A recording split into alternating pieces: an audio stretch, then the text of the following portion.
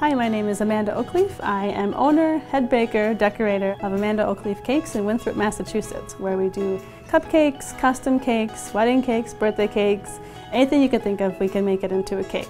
And today I will be talking to you about baking cupcakes. So now we're going to make red velvet cake, and we have 2.5 ounces of butter in your mixer with the paddle attachment, and you can turn it on medium speed. We have a 1.5 cups of white sugar, and we're also going to add1/8 cup of canola oil. Butter gives the cake lots of flavor, and the canola oil keeps it nice and moist. And we can turn that up and let it whip until it's nice and fluffy. We can also add the vanilla. We got 1 teaspoon of vanilla. While that's whipping, we can get our dry ingredients ready. We have 2.5 cups of cake flour, and we have 2 tablespoons of cocoa, 1 teaspoon of baking powder, and 1/2 teaspoon of salt. And you want to just whisk them together. That breaks up any lumps and also incorporates the baking powder and the salt. And we can also get our last ingredient, which is the buttermilk, ready. We have 1 cup of buttermilk, and we're also going to add some red food coloring.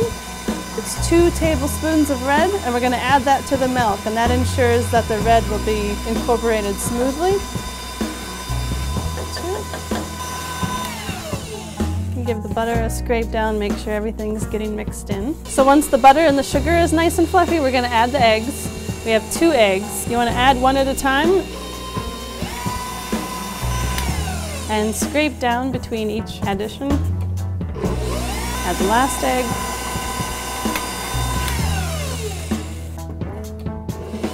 Okay, now with the mixer on low, we're going to alternate the flour mixture and the buttermilk. And you want to start and end with the flour. I try to do it in 3 additions, a little bit of the flour, a little bit of the milk.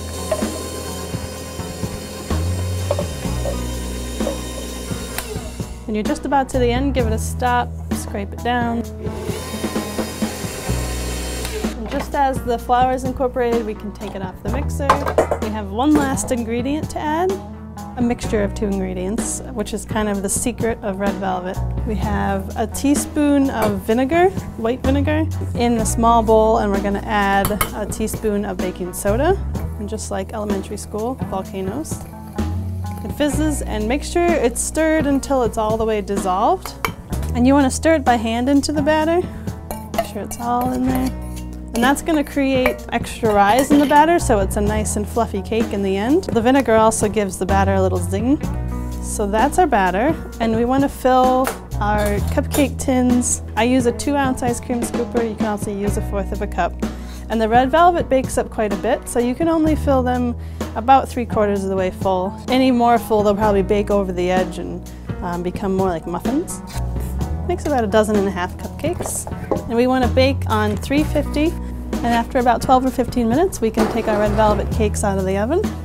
And to check for doneness, take a toothpick, insert it into the middle of a cupcake. If it comes out clean or with a few small crumbs, then it's done, let it cool. If it comes out with some gooey batter on it, just throw it back in the oven for another 2 to 3 minutes. But just let them cool and you're ready to frost.